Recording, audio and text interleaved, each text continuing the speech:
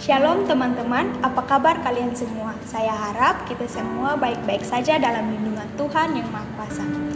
Perkenalkan, nama saya Marniwati Benu, saya berumur 15 tahun dan saya berasal dari Gereja Gemit Kota Baru Kupang.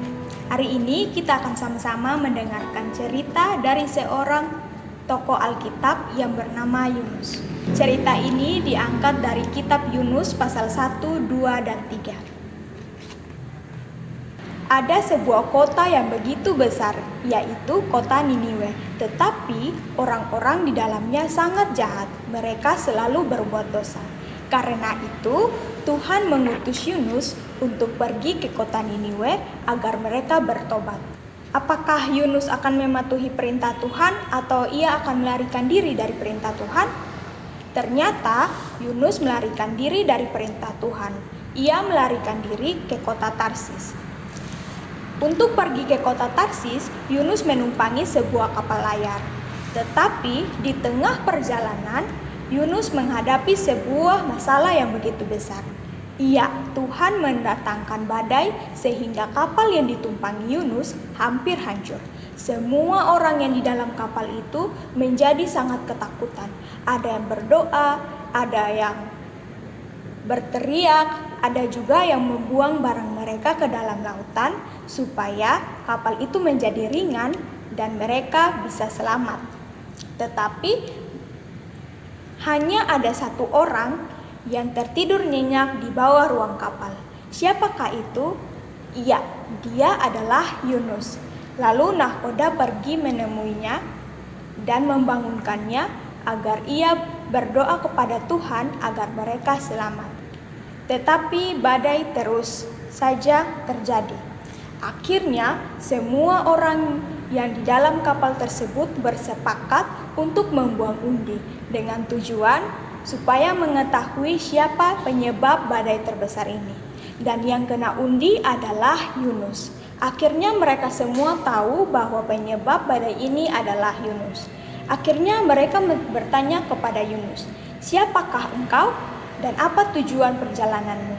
Dan Yunus pun menjawab, "Aku adalah seorang Ibrani, dan aku bertakut akan Tuhan. Aku melarikan diri dari perintah Tuhan." Akhirnya mereka semua menjadi ketakutan. Lalu mereka bertanya lagi kepada Yunus, "Apa yang hendak kami perbuat untukmu?" Dan Yunus pun menjawab, "Campakkanlah aku ke dalam lautan, maka badai ini akan berhenti." Lalu mereka membuang Yunus ke dalam lautan. Seketika badai itu pun berhenti.